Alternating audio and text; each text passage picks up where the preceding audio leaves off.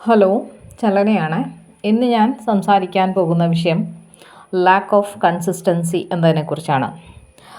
Life കോച്ചിങ്ങിന് വരുന്ന മിക്കവാറും എല്ലാവർക്കും ചില ടാസ്കുകൾ നമ്മൾ കൊടുക്കാറുണ്ട്. ഒരു പവർഫുൾ മോർണിംഗ് ഡെയിലി റുട്ടീൻ്റെ ഭാഗമായിട്ട് meditation, affirmation, gratitude, exercise, forgiveness practice തുടങ്ങി 4-5 കാര്യങ്ങൾ ക്ലയൻറ്റ് ചെയ്യേണ്ടതായിട്ട് വരും. തുടക്കത്തിൽ വളരെ ആവേശത്തോടെ ചെയ്യുന്ന ആളുകൾ കുറച്ച് കഴിയുമ്പോൾ അതിൻ്റെ ഫ്രീക്വൻസി കുറക്കുന്നതായിട്ട് കാണാറുണ്ട്. അത് മനഃപൂർവ്വം ചെയ്യുന്നതല്ല, മടിയാണ് ചിലർക്ക്. മറ്റു ചിലർ മറന്നു പോകും. വേറെ ചിലറാണെങ്കിൽ അത് നാളെ ആവട്ടെ എന്ന് പറഞ്ഞ് നീട്ടി വെക്കുകയും ചെയ്യും.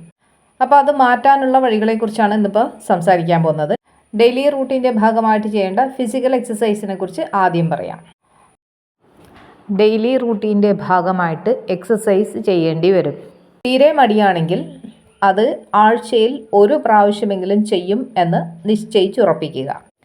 അങ്ങനെ 2-3 ആഴ്ച കഴിയുമ്പോഴത്തേക്ക് ഫ്രീക്വൻസി കൂട്ടാവുന്നതാണ്.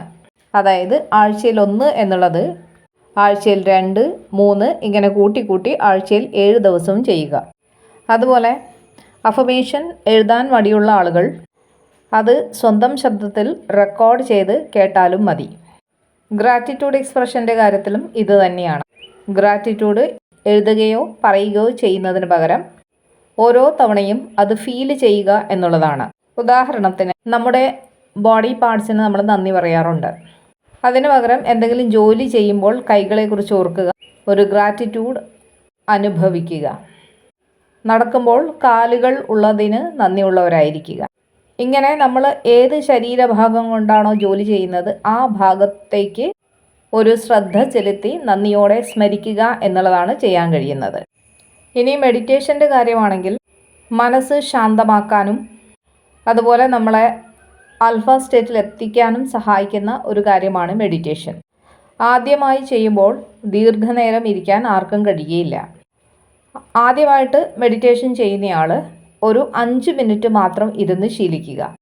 5 മിനിറ്റ് ഇരുന്ന് കംഫർട്ടബിൾ ആകുമ്പോൾ അത് പതുക്കെ നീട്ടിക്കൊണ്ടു പോകാം.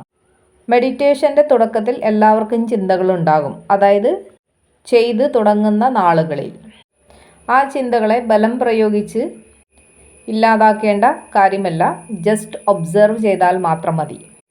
ഇങ്ങനെ കുറേ നാൾ ഒബ്സർവ് ചെയ്യുമ്പോൾ ചിന്തകൾ ഇല്ലാതാവുന്നതായിട്ട് നമുക്ക് മനസ്സിലാകും. പല കാര്യങ്ങളിലും മറവിയുള്ള ആളുകൾ ചെയ്യേണ്ടത് ഒരു ടു ഡു ലിസ്റ്റ് ഉണ്ടാക്കുക എന്നുള്ളതാണ്. നാളെ ചെയ്യേണ്ട 5 കാര്യങ്ങൾ, അത് എന്തൊക്കെയാണെന്ന് തലേന്ന് തന്നെ എഴുതിയിടുക. രാത്രി അതിൽ എത്രമാത്രം കംപ്ലീറ്റ് ചെയ്യാൻ കഴിഞ്ഞു എന്ന് ചെക്ക് ചെയ്യുക. ഇങ്ങനെ നിരന്തരം ചെയ്യുമ്പോൾ എന്തെങ്കിലും വിട്ടുപോയിട്ടുണ്ടെങ്കിൽ അത് അടുത്ത ദിവസം ചെയ്ത് നമുക്ക് തീർക്കാൻ കഴിയും. ഇന്നത്തെ ജീവിത സാഹചര്യത്തിൽ നിന്ന് ഒരു മാറ്റം വേണം എന്ന ശക്തമായ ആഗ്രഹമുണ്ടെങ്കിൽ, അതിനുവേണ്ടിയുള്ള ആക്ഷൻ എടുക്കാൻ നമ്മൾ തയ്യാറാണെങ്കിൽ തീർച്ചയായിട്ടും നമുക്ക് മുന്നേറാൻ കഴിയും.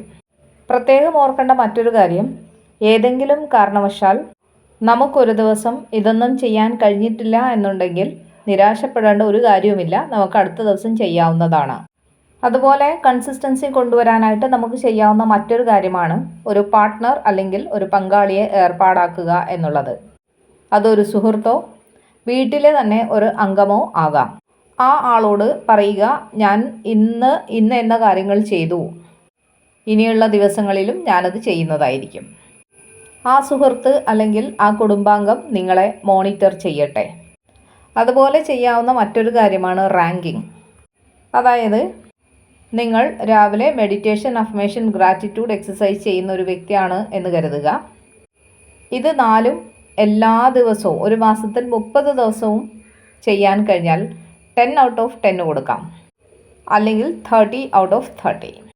ഇനി എല്ലാ ദിവസവും കഴിഞ്ഞിട്ടില്ല എന്നുണ്ടെങ്കിൽ അതിനനുസരിച്ച് മാർക്ക് കുറക്കാവുന്നതാണ്. ഒരു മാസത്തിൻ്റെ അവസാനം മാർക്ക് കുറഞ്ഞു പോയതുകൊണ്ട് നിരാശപ്പെടേണ്ടതില്ല. ഇത് നിങ്ങൾക്ക് നിങ്ങളെ തന്നെ നന്നാക്കാനുള്ള ഒരു ടൂളായിട്ട് മാത്രം കാണുക. വീണ്ടും നമ്മുടെ ആക്ഷൻ ടേക്കിംഗ് തുടരുക.